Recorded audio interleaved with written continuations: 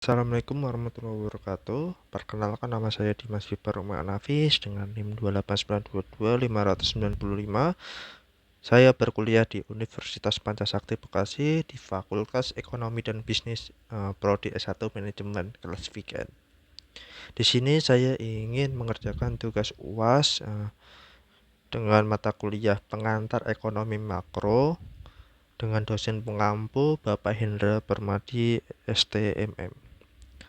Berikut untuk penjelasan materi pertemuan ke-13 saya. Ya, yang pertama, penawaran uang dan kegiatan ekonomi negara. Sejak berabad-abad yang lalu, alih-alih ekonomi telah menganalisis efek dari perubahan penawaran uang terhadap tingkat harga dan kegiatan ekonomi negara. Analisis-analisis yang menjelaskan tentang perhubungan di antara penawaran uang dengan tingkat harga dan kegiatan ekonomi negara dinamakan teori keuangan. Sehingga permulaan abad ini, analisis ahli-ahli ekonomi klasik mengenai uang terutama membahas tentang ciri-ciri pertalian antara penawaran uang dengan tingkat harga. Akan tetapi, semenjak masa Keynes, analisis mengenai uang meliputi pula analisis mengenai efek perubahan penawaran uang terhadap pendapatan nasional dan kesempatan kerja. Pandangan-pandangan tersebut akan diuraikan dalam bab ini. Di samping itu, satu hal penting lain yang akan diuraikan dalam bab ini adalah mengenai kebijakan pemerintah untuk mengendalikan penawaran uang. Dengan demikian, pada hakikatnya, bab ini akan membicarakan dua hal berikut. Teori-teori keuangan yang utama yaitu teori kuantitas, teori sisa tunai, yang dikemukakan ahli ekonomi klasik dan teori keuangan Keynes. Dua, kebijakan moneter yaitu langkah-langkah pemerintah atau melalui bank sentral untuk mengendalikan kegiatan ekonomi negara dari harga-harga dengan cara mengendalikan perubahan-perubahan dalam penawaran uang dan tingkat bunga. Penawaran uang dan harga adalah pandangan atau yang disebut pandangan klasik. Ahli-ahli ekonomi sebelum Keynes, terutama ahli-ahli ekonomi klasik, menumpulkan analisis mereka kepada efek dari perubahan-perubahan penawaran uang terhadap tingkat harga. Teori keuangan ini boleh dibedakan dalam dua bentuk, yaitu teori kuantitas atau quantity theory of money dan teori sisa tunai atau cash balance theory. Dalam uraian yang akan dibuat, dengan nyata akan dapat dilihat bahwa kedua teori tersebut mempunyai bentuk yang berbeda. Akan tetapi, pandangan pokok teori tersebut adalah sama, yaitu perubahan dalam penawaran uang akan menimbulkan perubahan yang sama persentasinya dengan tingkat harga. Kenaikan penawaran uang akan menaikkan harga pada tingkat yang sama, dan penurunan penawaran uang akan menurunkan harga juga pada tingkat yang sama. Pertambahan penawaran uang sebanyak 5% akan menaikkan harga pada tingkat 5% juga. Apabila tidak terdapat perubahan dalam penawaran uang, harga juga tidak berubah. Persamaan pertukaran. Teori kuantitas uang biasanya diterangkan dengan menggunakan persamaan pertukaran. Persamaan tersebut dinyatakan sebagai berikut. MV sama dengan PT, di mana M adalah penawaran uang, V adalah laju peredaran uang, P adalah tingkat harga, dan T adalah jumlah barang-barang dan jasa yang diperjualbelikan dalam perekonomian. Di dalam persamaan tersebut, M diartikan penawaran uang dalam pengertian yang sama yang sempit atau M1. Ini berarti M sama dengan mata uang dalam edaran tambah uang bank atau uang giral. Besarnya fee ditentukan oleh keseringan uang yang tersedia berpindah tangan dalam masyarakat dalam suatu tahun tertentu. Apabila penawaran uang digunakan sebanyak 5 kali untuk transaksi dan setahun, maka nilai fee adalah 5. Tingkat harga atau P memberikan gambaran tentang indeks harga atau tingkat harga umum dalam ekonomi tersebut. Adalah tidak mungkin menunjukkan tingkat perubahan harga dari berbagai macam barang karena dalam perekonomian terdapat beribu barang dengan tingkat perubahan harga yang berbeda. Oleh karena itu, dalam persamaan yang sederhana di atas yang diperhatikan hanyalah perubahan dalam indeks harga. Perubahan ini menggambarkan rata-rata tingkat harga perusahaan dalam perekonomian. Jumlah barang dalam ekonomi yaitu T mempunyai arti berikut. 1. Ia adalah nilai fisikal dan bukan nilai uang, dan ia meliputi barang-barang jadi maupun barang setengah jadi. Oleh karena itu, PT tidak sama nilainya dengan pendapatan nasional. Nilai PT lebih besar dari pendapatan nasional karena ia meliputi pula nilai transaksi barang-barang setengah jadi. Dalam uraian mengenai pendapatan nasional telah dijelaskan bahwa pendapatan nasional adalah nilai barang-barang jadi yang diproduksikan dalam suatu negara pada satu tahun tertentu. Teori kuantitas uang adalah ada kalanya dinyatakan dengan menggunakan persamaan berikut. MV Y sama dengan Y, di mana M adalah penawaran uang, VY adalah laju peredaran uang yang dibelanjakan untuk membeli barang-barang jadi saja, dan Y adalah pendapatan nasional. Nilai Y adalah sama dengan tingkat harga dikalikan dengan jumlah barang-barang jadi yang diperjualbelikan. Dengan demikian, Y adalah lebih kecil dari PT sebagai akibat dari keadaan ini, maka VY adalah lebih kecil dari V.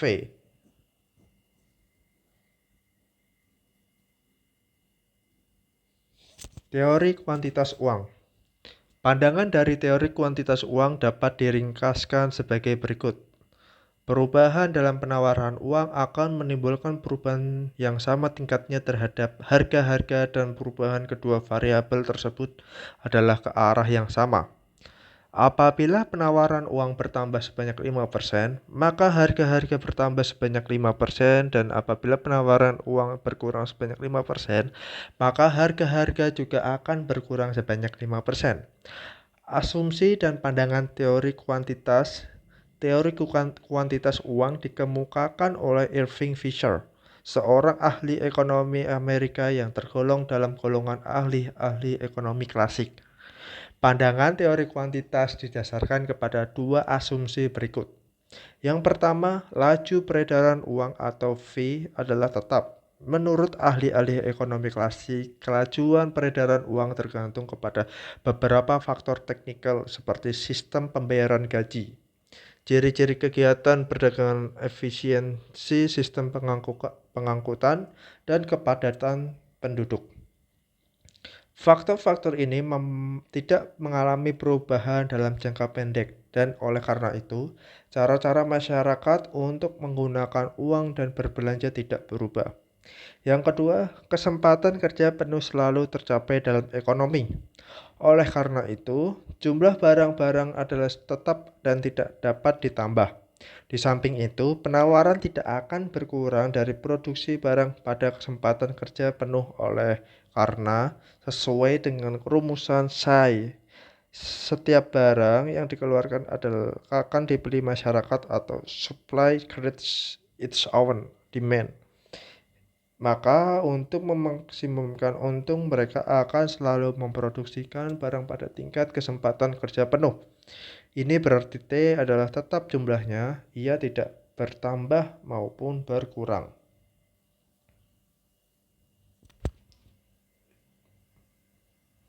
Sebagai implikasi dari kedua asumsi di atas, maka menurut persamaan MV sama dengan PT, apabila M berubah, maka ia hanya akan mengubah nilai P pada tingkat yang sama dengan perubahan M. Contoh angka, untuk lebih memahami pandangan teori kuantitas dalam uraian berikut, Teori tersebut diterangkan dengan menggunakan satu contoh angka. Misalkan dalam sesuatu perekonomian T sama dengan 500, penawaran uang 200 dan laju peredaran uang adalah 5. Berdasarkan kepada teori kuantitas, tingkat harga adalah 2 rupiah, yaitu seperti yang ditunjukkan pada dalam perhitungan berikut. MV sama dengan PT, 200 kali 5 sama dengan 500 P. P sama dengan 2. Apakah akan terjadi kepada tingkat harga apabila penawaran uang meningkat sebanyak 25%, yaitu dari 200 menjadi 250? Dengan menggunakan persamaan teori kuantitas, akan dapat dilihat bahwa tingkat harga akan mengalami kenaikan sebanyak 25%, yaitu dari Rp2 menjadi Rp2,50. MV sama dengan PT, 250 kali 5 sama dengan 500 P. P sama dengan 2,5. Teori sisa tunai. Beberapa tahun sebelum Irving Fisher mengembangkan teori kuantitas, seorang ahli ekonomi Inggris yaitu Alfred Marshall dari Cambridge mengembangkan teori sisa tunai. Teori ini juga menerangkan sifat hubungan di antara penawaran uang dan tingkat harga.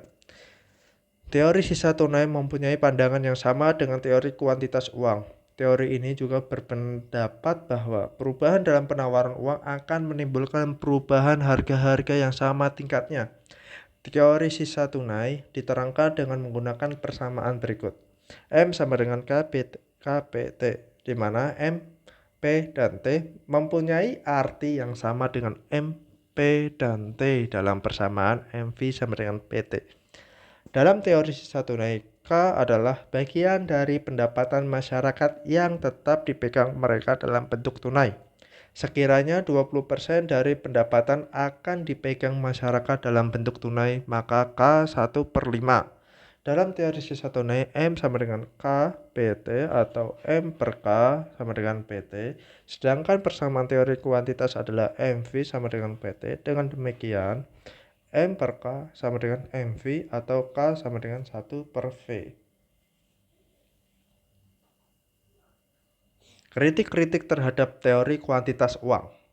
Sampai saat sekarang, pandangan-pandangan pokok teori kuantitas uang masih mendapat sokongan yang kuat dari segolongan ahli-ahli ekonomi. Ahli-ahli ekonomi modern yang menyokong teori kuantitas uang dikenal sebagai golongan monetaris. Mereka berpendapatan bahwa pemerintah perlu mengatur penawaran uang agar inflasi dapat dihindari dan perekonomian dapat berkembang dengan teguh. Berdasarkan kepada keyakinan ini, golongan monetaris berpendapat bahwa kebijakan moneter adalah alat yang paling efektif untuk mengendalikan kegiatan ekonomi. Segolongan ahli-ahli ekonomi lainnya yang dinamakan Keynesian, karena mereka memberi sokongan kepada pandangan Keynes, mempunyai pandangan yang berbeda. Mereka melihat bahwa teori kuantitas mengandung beberapa kelemahan dan tidak dapat memberikan penjelasan yang baik mengenai sifat-sifat perhubungan di antara penawaran uang dan tingkat harga dan kegiatan ekonomi negara. Kritik-kritik utama yang dikemukakan terhadap teori kuantitas diterangkan di bawah ini. Yang pertama, pemisalan bahwa T adalah tetap kurang tepat.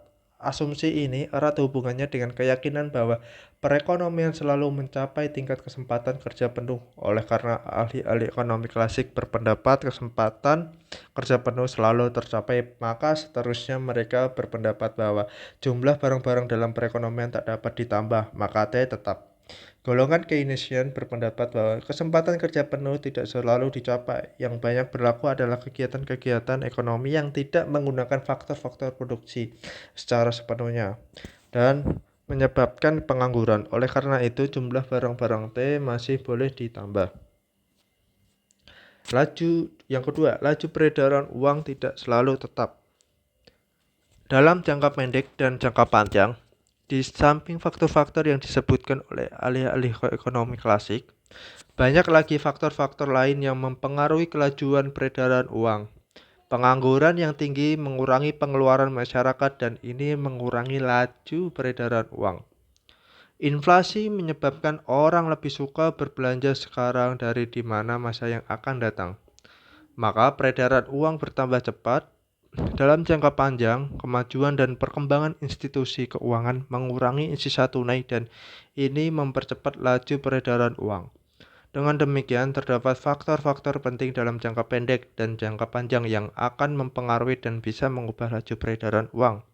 Yang ketiga, perhubungan di antara penawaran uang dan harga adalah lebih rumit dari yang diterangkan oleh teori kuantitas. Apabila ekonomi menghadapi masalah pengangguran, persamaan MV sama dengan PT tidak dapat digunakan untuk menerangkan bagaimana perubahan penawaran uang akan mempengaruhi harga dan jumlah produksi barang dan jasa. Adakah harga tetap dan jumlah produksi bertambah mengikuti pertambahan penawaran uang? Adakah P dan T akan bertambah atau adakah T tetap tidak berubah dan P bertambah? Jawaban manakah dari ketiga pertanyaan ini adalah jawaban yang sebenarnya tidak diterangkan oleh teori kuantitas. Yang keempat, teori kuantitas hanya memperhatikan fungsi uang sebagai alat untuk melancarkan kegiatan tukar-menukar dan transaksi dengan menggunakan uang. Dalam persamaan MV sama dengan PT, masyarakat dianggap meminta uang untuk tujuan membiayai transaksi saja. Berdasarkan persamaan MV sama dengan PT, harga-harga akan tetap stabil apabila kenaikan T sebanyak 5% diikuti oleh pertambahan M sebanyak 5% juga. Ini menunjukkan persamaan MV sama dengan PT menganggap bahwa uang hanya digunakan untuk tujuan transaksi jual beli barang. Dalam teori Keynes, uang digunakan juga untuk tujuan berjaga-jaga dan spekulasi. Yang kelima, teori kuantitas mengabaikan efek perubahan penawaran uang terhadap suku bunga. Dalam teori kuantitas tidak diperhatikan efek perubahan dari penawaran uang terhadap suku bunga. Ini disebabkan karena dalam teori klasik, suku bunga ditentukan oleh penawaran tabungan dan permintaan tabungan untuk investasi. Oleh sebab itu, mereka berpendapat bahwa penawaran uang tidak mempengaruhi suku bunga. Pandangan golongan Keynesian adalah berbeda. Menurut golongan Keynesian, penawaran uang mempengaruhi suku bunga.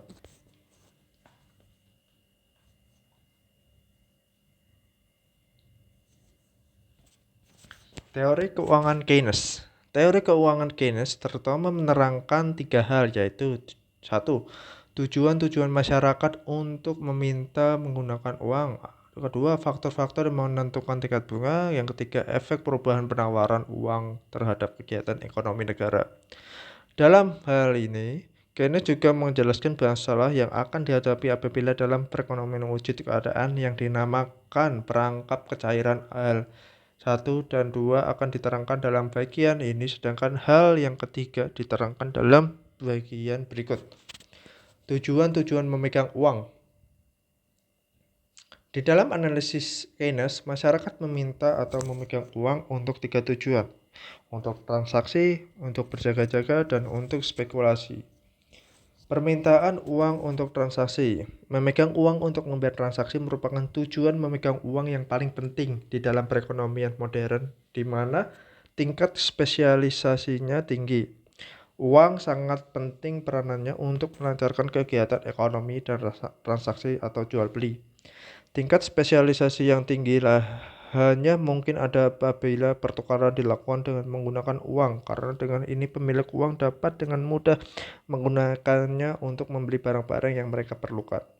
Keadaan ini akan mendorong orang untuk melakukan spesialisasi dalam pekerjaan yang sesuai dengan kemahirannya dan memaksimumkan pendapatan dari pekerjaan tersebut. Sebagian besar dari uang yang diterima dari pekerjaan tersebut akan digunakan untuk membeli kebutuhan-kebutuhannya seperti makanan, pakaian, dan pengeluaran lainnya.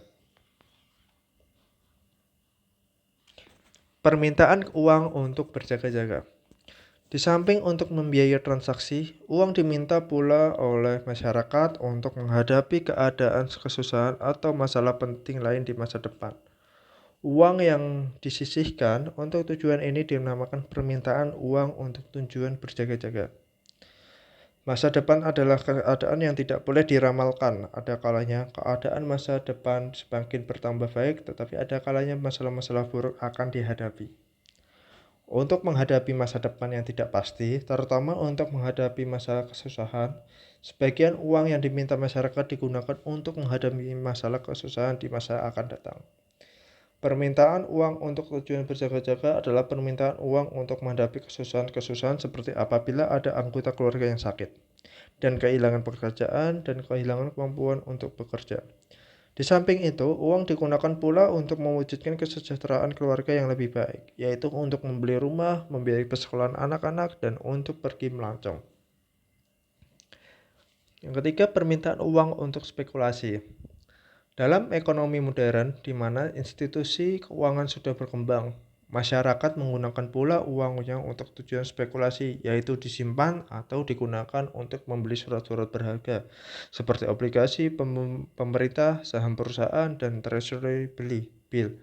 Dalam menggunakan uang untuk tujuan spekulasi ini, suku bunga atau dividen yang diperoleh dari memiliki surat-surat berharga tersebut sangat penting dalam menentukan besarnya jumlah permintaan uang.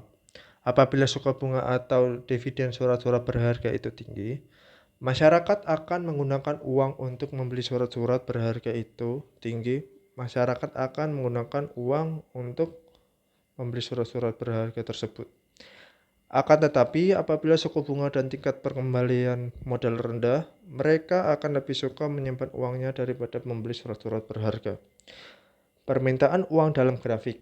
Yang diartikan dengan permintaan uang adalah jumlah uang yang diminta oleh masyarakat untuk ketiga tujuan minta uang, yaitu tujuan transaksi, tujuan berjaga-jaga, dan tujuan spekulasi. Permintaan uang untuk tujuan transaksi dan berjaga-jaga mempunyai sifat yang berbeda dengan permintaan uang untuk tujuan spekulasi. Permintaan uang untuk tujuan transaksi dan berjaga-jaga ditentukan oleh pendapatan nasional. Semakin tinggi pendapatan nasional, semakin banyak uang yang diperlukan untuk tujuan transaksi dan berjaga-jaga. Sedangkan permintaan uang untuk tujuan spekulasi ditentukan oleh suku bunga. Apabila suku bunga tinggi, permintaan uang untuk spekulasi adalah rendah, oleh karena uang telah digunakan untuk membeli surat-surat berharga. Sebaliknya, apabila tingkat bunga rendah, maka permintaan uang untuk spekulasi tinggi oleh karena masyarakat tidak bersedia melakukan pembelian surat-surat berharga dan akan memegang uang. Berikut ada contoh gambar permintaan uang untuk transaksi berjaga-jaga dan spekulasi. Ciri-ciri dari tiap-tiap tujuan untuk memegang uang dapat digambarkan seperti dalam gambar yang di atas. Kurva MTP dalam gambar A adalah kurva permintaan uang untuk tujuan transaksi dan berjaga-jaga. Seperti telah diterangkan, permintaan uang untuk transaksi dan berjaga-jaga ditentukan oleh pendapatan masyarakat atau pendapatan nasional. Sifat hubungan inilah yang ditunjukkan dalam gambar tersebut. Sumbu datar menunjukkan jumlah uang yang diminta dan sumbu tegak menunjukkan pendapatan nasional. Kurva MTP bergerak dari bawah kiri ke atas kanan dan bermula dari titik origin. Kurva seperti ini berarti semakin tinggi pendapatan nasional, semakin tinggi permintaan uang transaksi. Ketika pendapatan nasional permintaan uang MA, dan ketika pendapatan nasional YB, permintaan uang adalah MB. Sifat hubungan ini digambarkan oleh kurva MTP. Untuk gambar B menunjukkan permintaan uang untuk tujuan spekulasi. Sumbu datar menunjukkan jumlah uang yang digunakan untuk tujuan spekulasi dan sumbu tegak menunjukkan suku bunga. Pada suku bunga sebesar RO, jumlah uang yang diminta adalah MO, dan pada suku bunga sebesar R1, jumlah uang yang diminta adalah M1, maka kurva MSP adalah kurva permintaan uang untuk spekulasi. Dan ciri-ciri adalah maksudnya semakin rendah suku bunga semakin besar keinginan masyarakat, semakin rendah suku bunga semakin banyak permintaan uang untuk tujuan spekulasi. Untuk menyimpan uang dan tidak menggunakannya untuk spekulasi. Permintaan dan penawar uang dan suku bunga. Dalam bab 3 dan bab 7 telah diterangkan bahwa menurut ahli-ahli ekonomi klasik, suku bunga ditentukan oleh penawaran tabungan dan permintaan dana untuk investasi. Pandangan ini sangat berbeda dengan pandangan Keynes. Dalam teori Keynes, suku bunga ditentukan oleh permintaan dan penawaran uang. Seperti yang telah diterangkan dalam teori Keynes, permintaan terhadap uang ditentukan oleh kebutuhan akan uang untuk 3 tujuan berikut. Tujuan transaksi, tujuan berjaga-jaga, dan tujuan spekulasi. Dengan demikian, permintaan uang dalam ekonomi dapat ditentukan seperti yang dilakukan dalam gambar 92. Berikut untuk gambar 9.2 permintaan uang untuk dalam ekonomi. Untuk grafik permintaan uang, grafik A menggambarkan permintaan uang untuk transaksi dan berjaga-jaga. Oleh karena ia tidak ditentukan oleh suku bunga, maka kurva MTP adalah tidak elastik sempurna atau tegak lurus. Kurva MSP dalam grafik B adalah permintaan uang untuk tujuan spekulasi. Permintaan uang dalam masyarakat yaitu MD yang meliputi permintaan uang untuk transaksi dan berjaga-jaga dan spekulasi ditunjukkan dalam grafik C. Kurva MD diperoleh dari menjumlahkan kurva MTP dengan kurva MSP. Kurva MD menunjukkan bahwa pada suku bunga sebesar R0, permintaan uang dalam perekonomian adalah D0, dan pada suku bunga R1, permintaan uang dalam perekonomian adalah D1. Grafik penawaran uang. Dalam gambar 93 ditunjukkan kurva permintaan dan penawaran uang dalam perekonomian dan bagaimana kedua faktor menentukan suku bunga. Kurva MD adalah kurva permintaan uang dan ditentukan dengan cara seperti yang telah ditunjukkan dalam gambar 9.2. Sedangkan kurva MS0 dan MS1 adalah kurva penawaran uang. Jumlah penawaran uang dalam suatu masa tertentu ditentukan oleh pemerintah melalui bank sentral dan jumlahnya adalah tetap dalam jangka pendek. Maka kurva penawaran uang adalah tidak elastik sempurna atau tegak lurus. Perubahan dalam penawaran uang ditunjukkan oleh pergerakan kurva tersebut. Pergerakan ke kiri berarti penawaran uang turun dan pergerakan ke kanan berarti penawaran uang bertambah. Berikut untuk grafik 9.2 permintaan uang, penawaran uang, dan suku bunga. Grafik penentu suku bunga. Suku bunga dalam ekonomi ditentukan oleh keseimbangan dalam permintaan dan penawaran uang. Asumsikan pada mulanya jumlah penawaran uang adalah MS0. Kurva ini bersilang dengan kurva MD pada E0 dan ini berarti bahwa suku bunga adalah R0. Seterusnya, asumsikan pula penawaran uang bertambah dan menjadi MS1. Kurva ini bersilang dengan MD di E1. Dan ini berarti suku bunga turun menjadi R1. Contoh ini menunjukkan bahwa perubahan-perubahan dalam penawaran uang akan mempengaruhi suku bunga. Uang dan kegiatan ekonomi pandangan Keynes. Menurut pandangan ahli-ahli ekonomi klasik seperti yang telah dijelaskan di bagian awal dari bab ini, perubahan dalam penawaran uang akan menimbulkan perubahan tingkat harga. Tetapi perusahaan ini tidak menimbulkan efek terhadap tingkat produksi dan kegiatan ekonomi negara. Perekonomian akan tetap mencapai tingkat kesempatan kerja penuh. Pandangan tersebut berbeda dengan pandangan Keynes. Uraian ini menerangkan teori Keynes mengenai efek penawaran uang dan perubahannya terhadap kegiatan ekonomi negara. Untuk mekanisme transaksinya, seperti yang telah diterangkan, analisis Keynes berkeyakinan bahwa pengangguran selalu ada dan menyebabkan tingkat kegiatan dalam ekonomi belum mencapai tingkat yang maksimum.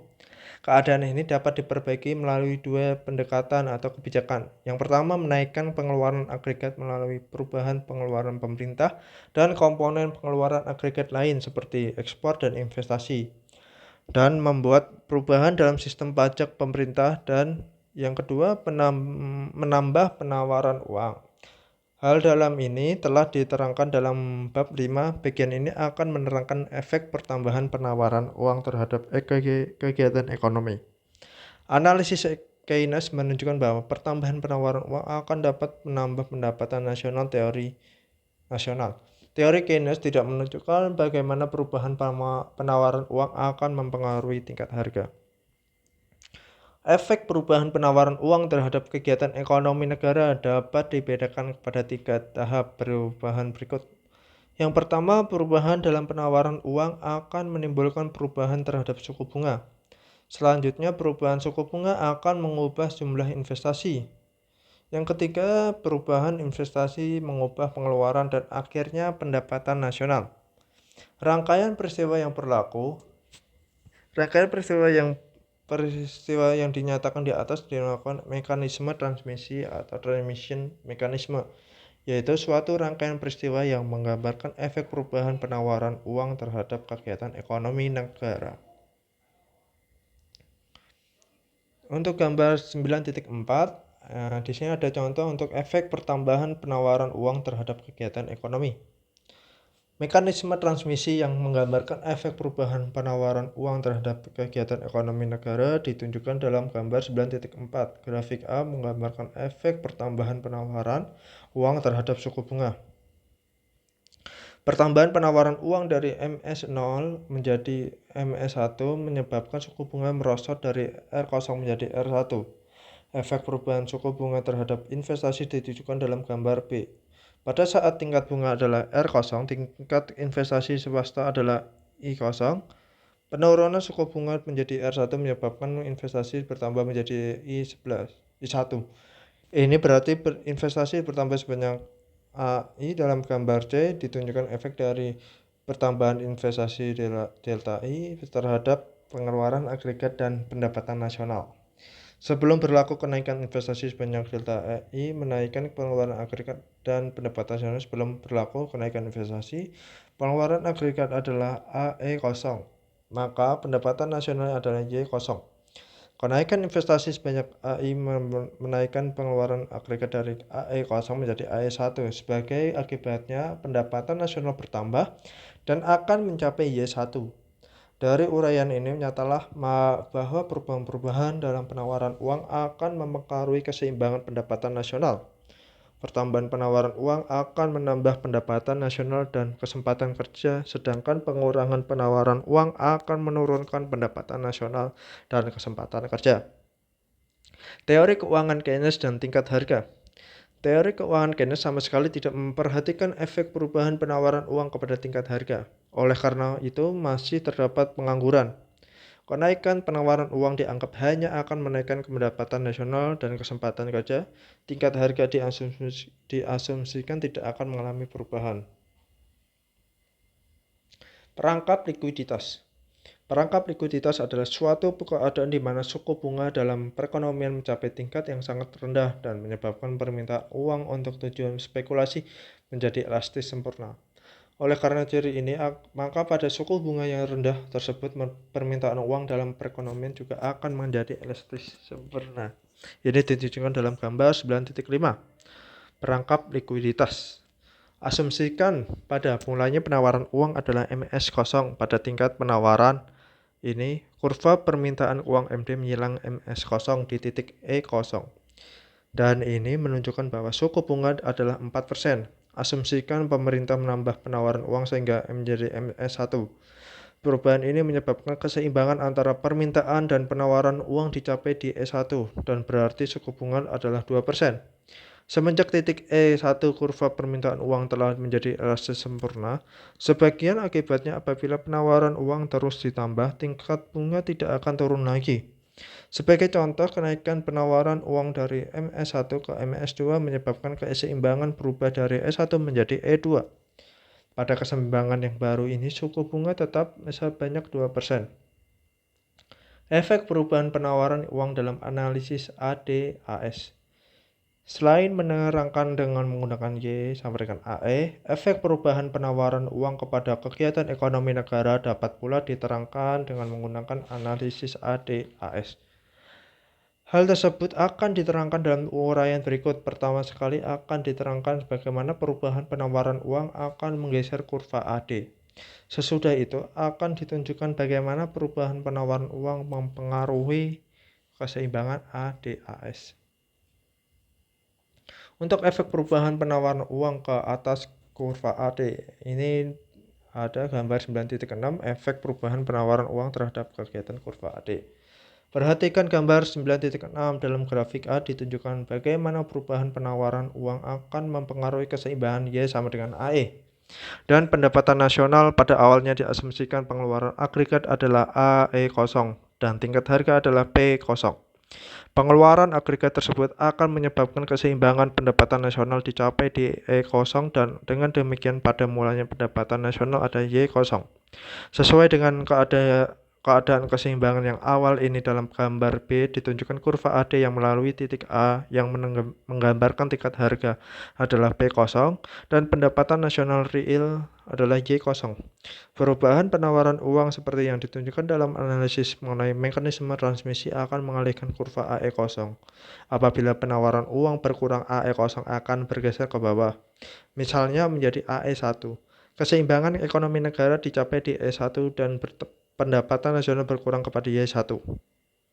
Perubahan ini berlaku pada tingkat harga yang tidak berubah, yaitu pada P0. Dengan demikian, dalam analisis ADAS, keseimbangan di E1 digambarkan oleh titik B pada grafik B.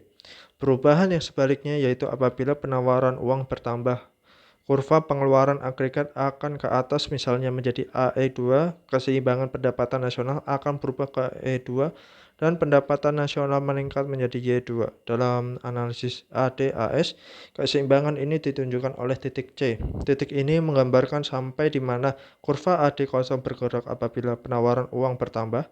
Pertambahan ini menyebabkan AD0 bergerak apabila penawaran uang bertambah. Pertambahan itu menyebabkan AD0 bergeser menjadi AD2. Efek perubahan penawaran uang terhadap keseimbangan ADAS. Dalam analisis sebelum ini, ditunjukkan bagaimana pengurangan atau pertambahan penawaran uang akan mempengaruhi kurva AD. Analisis di bagian ini seterusnya akan menunjukkan bagaimana kenaikan itu akan mempengaruhi keseimbangan ADAS. Dua keadaan yang akan ditunjukkan yaitu satu keadaan di mana kurva AS adalah landau dan dua keadaan di mana kurva AS curam. Berikut gambar 9.7 pertambahan penawaran uang dan keseimbangan ADAS. Untuk keadaan yang pertama, kurva AS landai. Perhatikan gambar 9.7, perhatikan kurva AS dan kurva AS kosong yang bentuknya landai. Keseimbangan ADAS yang awalnya adalah DE. Dengan demikian, tingkat harga adalah P0 dan pendapatan nasional real Y0. Pertambahan penawaran uang mengalihkan kurva AD menjadi AD1 dan menyebabkan keseimbangan bergeser ke E1. Kedudukan keseimbangan ini menunjukkan tingkat harga mengalami kenaikan yang relatif kecil dari P0 menjadi P1 dan pendapatan nasional real mengalami kenaikan yang relatif besar dari Y0 menjadi Y1. Keadaan 2, kurva AS curam. Sekarang perhatikan keseimbangan di antara AD dan AS1 di mana kurva AD adalah seperti yang diketerangkan sebelum ini. Tetapi kurva AS1 curam. Keseimbangan awal adalah pada titik E, yang juga pada tingkat harga P0 dan pendapatan nasional real Y0 yang sama dengan pada keseimbangan pada keadaan 1. Perubahan AD menjadi AD1 juga sama besarnya seperti dalam keadaan 1, akan tetapi seperti jelas dilihat dalam gambar 9.7, perubahan keseimbangan yang berlaku berbeda sifatnya. Dalam keadaan 2, harga mengalami kenaikan yang lebih tinggi. P0 P2 dalam keadaan 2 lebih besar dari P0 P1 dalam keadaan 1. Dan pendapatan nasional real mengalami pertambahan yang lebih rendah. Y0 Y1 dalam keadaan 1 adalah lebih besar dari Y0 Y2 dalam keadaan 2.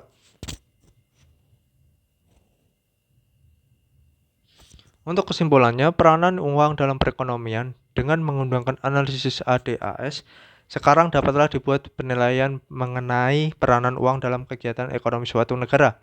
Dan bab 7 telah diterangkan 3 pendapat mengenai peranan uang dalam perekonomian dan bagian permulaan dari bab ini telah menerangkan dengan lebih terperinci 2 pendapat yang dikemukakan yaitu pandangan golongan klasik atau teori kuantitas dan pandangan golongan Keynesian atau analisis mekanisme transmisi.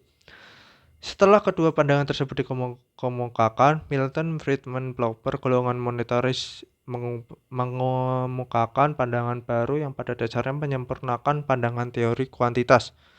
Tetapi pada waktu yang sama, mempertimbangkan pandangan Keynes, teori Friedman berpendapat bahwa pertambahan penawaran uang dapat menimbulkan kenaikan harga maupun kenaikan pendapatan nasional real.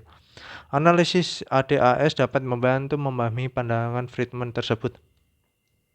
Dari gambaran dalam analisis keadaan 1 dan keadaan 2 dapat disimpulkan bahwa sampai di mana penawaran yang akan menimbulkan perubahan terhadap tingkat harga dan pendapatan nasional real saat tergantung kepada bentuk kurva AS. Apabila kurva AS landai yang berlaku apabila dalam ekonomi terdapat banyak pengangguran, pendapatan nasional real cenderung akan mengalami tingkat pertambahan yang tinggi. Sebaliknya, apabila pengangguran terendah dan kesempatan kerja penuh tercapai, pertambahan penawaran uang akan menimbulkan inflasi yang lebih cepat dan kenaikan yang relatif kecil terhadap pendapatan nasional real. Kebijakan moneter dan kegiatan ekonomi.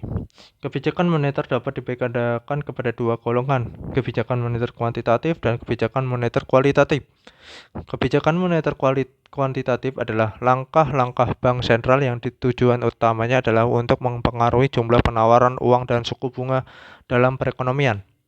Dalam masa deflasi, penawaran uang perlu ditambah. Langkah ini akan menurunkan suku bunga dan penurunan ini selanjutnya akan menggalakkan perkembangan kegiatan ekonomi sehingga tingkat kesempatan kerja menjadi lebih tinggi dan pengangguran berkurang. Dalam masa inflasi, pengeluaran masyarakat adalah melebihi penawaran barang-barang yang tersedia dalam perekonomian. Oleh sebab itu, pengeluaran agregat perlulah dikurangi melalui pengurangan dalam penawaran uang dan kenaikan suku bunga. Perubahan tersebut akan menurunkan pengeluaran agregat sehingga terdapat keseimbangan di antara pengeluaran dalam ekonomi dengan berjumlah penawaran barang-barang. Kebijakan moneter kualitatif adalah langkah-langkah bank sentral yang bertujuan mengawasi bentuk-bentuk pinjaman dan investasi yang dilakukan oleh bank-bank perdagangan. Dengan perkataan lain, tujuan utama kebijakan ini bukanlah untuk mengawasi perkembangan penawaran uang, tetapi untuk mempengaruhi jenis-jenis pinjaman yang diberikan di institusi keuangan. Ini memungkinkan bank sentral menggalakkan pertumbuhan ekonomi ke arah yang diharapkan. Kebijakan moneter kuantitatif. Kebijakan moneter yang bersifat kuantitatif dapat dibedakan dalam 3 jenis tindakan, yaitu 1. Melakukan jual beli surat-surat berharga di dalam pasar uang dan pasar modal. Langkah ini dinamakan operasi pasar terbuka. Yang kedua, membuat perubahan terhadap suku diskonto dan suku bunga yang harus dibayar oleh bank-bank perdagangan. Yang ketiga, membuat perubahan terhadap cadangan minimum yang harus disimpan oleh bank-bank perdagangan.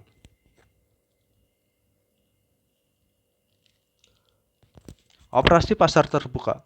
Bank sentral dapat membuat perubahan-perubahan ke atas jumlah penawaran uang dengan melakukan jual beli surat-surat berharga. Bentuk tindakan yang akan diambil tergantung kepada masalah ekonomi yang dihadapi. Pada waktu perekonomian menghadapi masalah resesi, penawaran uang perlu ditambah.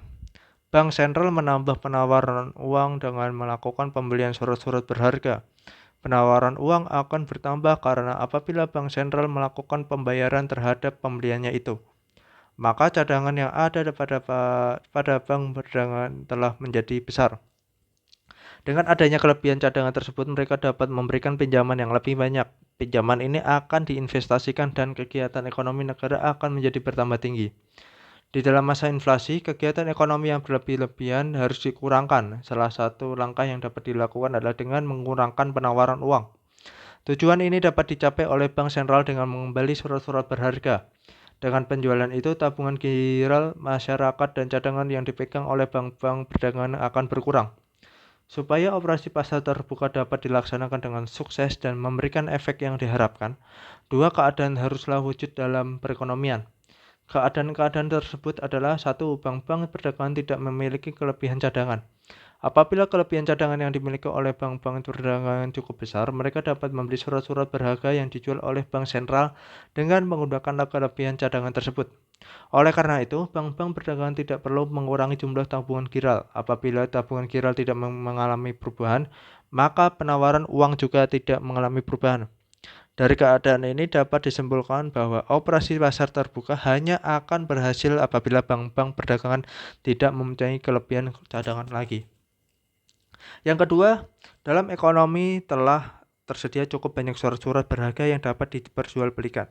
Operasi pasar terbuka hanya akan mencapai tujuannya apabila terdapat surat-surat berharga yang dapat diperjualbelikan. Untuk melaksanakan kebijakan itu, dalam teori bank sentral dapat secara efisien mempengaruhi perubahan dalam penawaran uang dengan melakukan jual beli surat-surat berharga di dalam pasar. Di sebagian negara, operasi pasaran terbuka tidak dapat dijalankan karena pasar uang dan pasar modalnya belum berkembang. Dan oleh sebab itu, jumlah surat-surat berharga yang dapat diperjualbelikan tidak mencukupi. Mengubah suku bunga dan suku diskonto. Dalam menjalankan tugasnya untuk mengawasi kegiatan bank-bank perdagangan, bank sentral harus memastikan agar masyarakat tidak kehilangan kepercayaan kepada sistem bank. Salah satu cara untuk mewujudkan hal ini adalah dengan berusaha agar bank-bank perdagangan selalu sanggup membayar semua cek yang dikeluarkan nasabahnya. Untuk mencapai tujuan ini ada dua langkah yang dapat dilakukan oleh bank sentral. Yang pertama adalah dengan membuat pengarahan-pengarahan atau peraturan-peraturan tentang corak dan jenis investasi yang dapat dilakukan oleh bank-bank perdagangan. Dan yang kedua adalah dengan memberi pinjaman kepada bank-bank yang menghadapi masalah dalam cadangannya, yaitu cadangannya adalah kurang dari cadangan minimum yang ditetapkan oleh peraturan. Di dalam membantu bank-bank perdagangan, ada dua bentuk bantuan yang dapat diberikan oleh bank sentral. Yang pertama dengan memberikan pinjaman atau yang kedua dengan membeli surat-surat berharga tertentu yang dimiliki oleh bank perdagangan yang memerlukan bantuan. Dalam melakukan pembelian surat-surat berharga, bank sentral hanya menerima surat-surat berharga yang mudah tunai seperti sertifikat Bank Indonesia. Apabila bank-bank terperdagangan penjual surat-surat berharga seperti itu kepada bank sentral, maka langkah itu dinamakan mendiskontokan surat-surat berharga. Di dalam pemberian pinjaman, bank sentral akan menetapkan suku bunga yang harus dibayar oleh bank-bank perdagangan atas pinjaman yang diterimanya. Juga bank sentral akan menetapkan suku diskonto dari sertifikat Bank Indonesia atau surat-surat berharga lainnya yang mudah tunai yang dijual kepada bank sentral. Tingkat yang ditentukan oleh bank sentral tersebut dinamakan suku diskonto atau suku bank atau bank rate. Peranan bank sentral sebagai suatu sumber pinjaman atau tempat untuk mendiskontokan surat-surat berharga tersebut dapat digunakan oleh bank sentral sebagai suatu alat untuk mengendalikan jumlah penawaran uang dan tingkat kegiatan ekonomi. Dalam keadaan di mana kegiatan ekonomi berada di bawah tingkat mewujudkan kecepatan kerja yang tinggi, bank sentral dapat mempertinggi kegiatan ekonomi dengan menurunkan suku diskonto. Dengan penurunan suku diskonto, biaya yang harus dibayar oleh bank-bank perdagangan untuk meminjam dari bank sentral menjadi lebih murah. Ini akan menggalakkan mereka untuk memberikan lebih banyak pinjaman. Sebaliknya, apabila bank sentral ingin mengurangi kegiatan ekonomi yang sudah mencapai tingkat terlalu tinggi, suku diskonto perlu dinaikkan. Kenaikan suku diskonto ini akan mendorong bank-bank perdagangan menaikkan suku bunga terhadap pinjaman-pinjaman yang diberikannya. Oleh karenanya, para pengusaha enggan membuat pinjaman baru dan pelanggan-pelanggan yang telah membuat pinjaman akan mengembalikan pinjaman yang dibuat pada masa lalu. Pada akhirnya, kegiatan ekonomi negara akan menurun. Mengubah tingkat cadangan minimum. Kesuksesan kedua jenis kebijakan moneter yang baru dibicarakan di atas sangat tergantung kepada apakah kebanyakan bank perdagangan mempunyai kelebihan cadangan atau tidak. Apabila kelebihan cadangan terdapat dalam kebanyakan bank perdagangan, kedua tindakan di atas tidak dapat digunakan untuk membuat perubahan-perubahan dalam penawaran uang. Dengan adanya kelebihan cadangan, operasi pasar terbuka dan mengubah suku diskonto tidak mewujudkan efek yang diharapkan. Apabila kelebihan cadangan banyak terdapat di bank-bank perdagangan dalam mempengaruhi penawaran uang, langkah bank sentral yang paling efektif adalah dengan mengubah tingkat cadangan minimum. Kelebihan cadangan yang terdapat di bank-bank perdagangan akan dapat dihapuskan dengan menaikkan tingkat cadangan minimum tersebut. Sebagai contoh, misalkan sebuah cadangan minimum yang diwajibkan adalah 20%, tetapi bank-bank perdagangan pada umumnya mempunyai cadangan sebanyak 25%. Dalam keadaan seperti ini, operasi pasaran terbuka dan kebijakan mengubah tingkat bunga tidak akan memberikan efek terhadap jumlah penawaran uang. Untuk mempengaruhi penawaran uang, perlulah terlebih dahulu suku cadangan dinaikkan menjadi 25%. Kebijakan moneter kualitatif. Kebijakan moneter yang bersifat kualitatif biasanya dibedakan dalam dua jenis, yaitu satu, pengawalan pinjaman secara terpilih. Kebijakan ini dilakukan dengan menentukan jenis-jenis pinjaman mana yang harus dikurangi atau digalakkan. Yang kedua, pembujukan moral.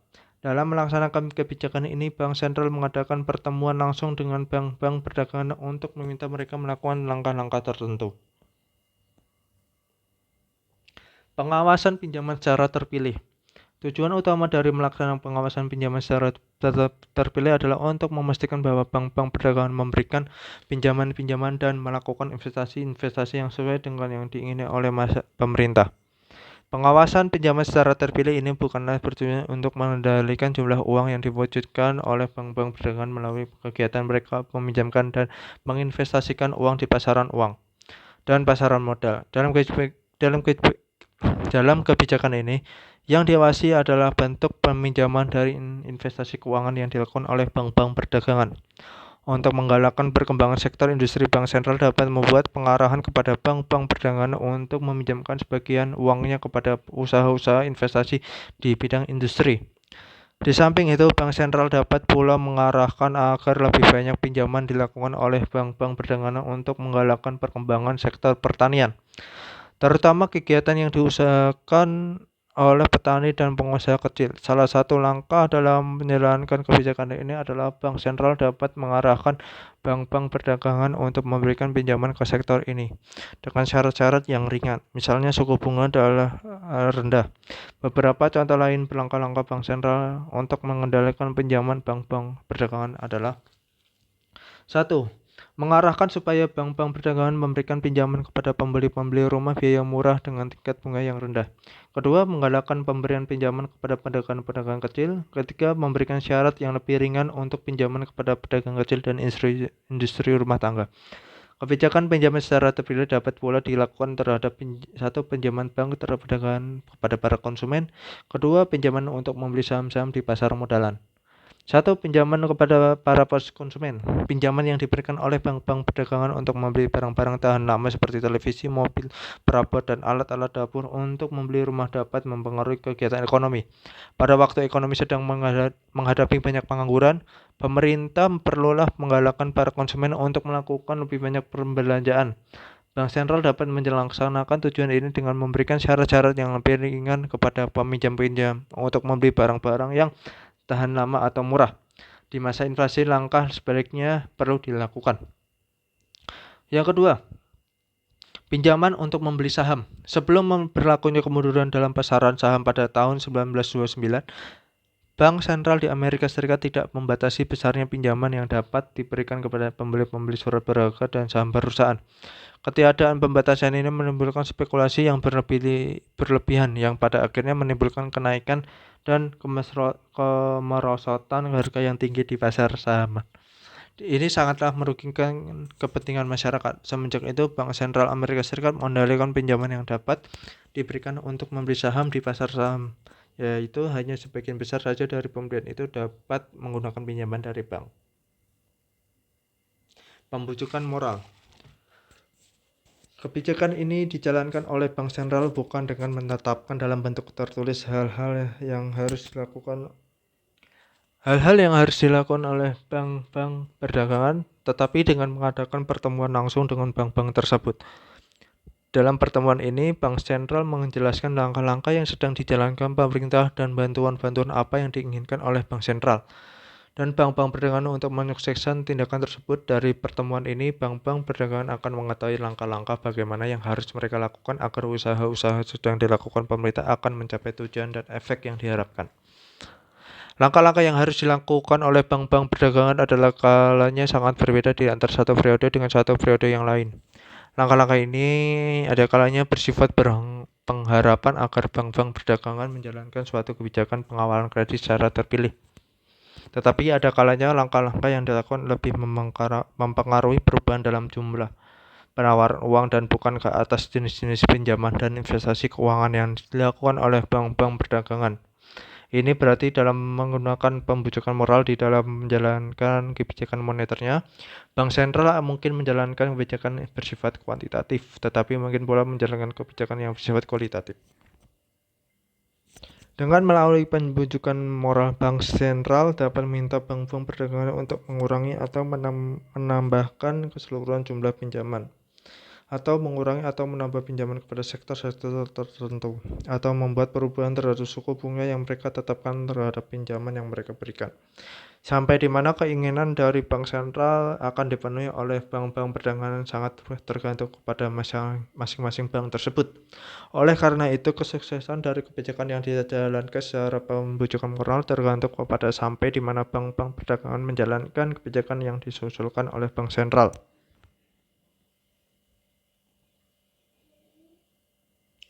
Efek kebijakan moneter dalam grafik. Untuk menanggapi uraian mengenai kebijakan moneter, ada baiknya apabila ditunjukkan bagaimana kebijakan moneter yang bersifat kuantitatif akan mempengaruhi tingkat kegiatan ekonomi. Pada mulanya, dimisalkan perekonomian menghadapi masalah kemunduran ekonomi dan pengangguran meningkat. Untuk mengatasi masalah ini, Bank Sentral berusaha menambah penawaran uang dan menurunkan suku bunga.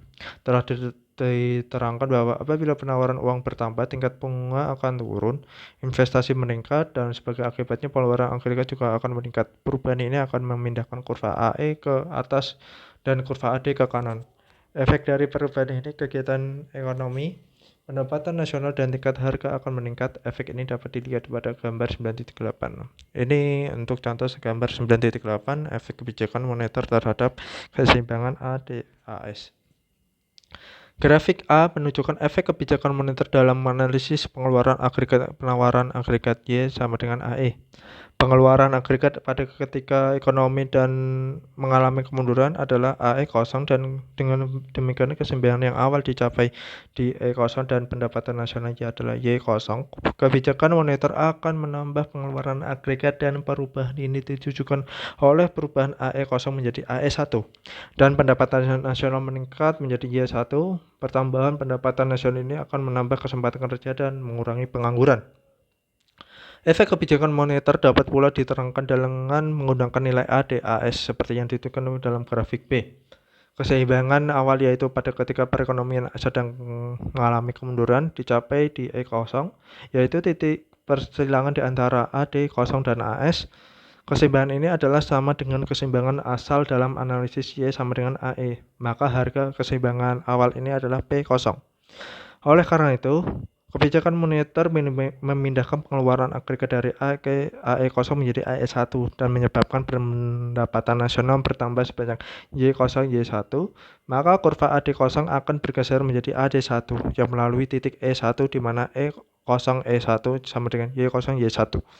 Kurva AD1 memotong kurva AS di E2 dan ini merupakan keseimbangan ADAS yang baru, efek dari pelaksanaan kebijakan moneter.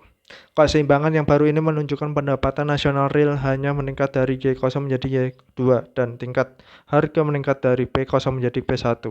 Mengapakah dalam analisis ADAS pada keseimbangan yang baru pendapatan nasional real lebih rendah dari Y1?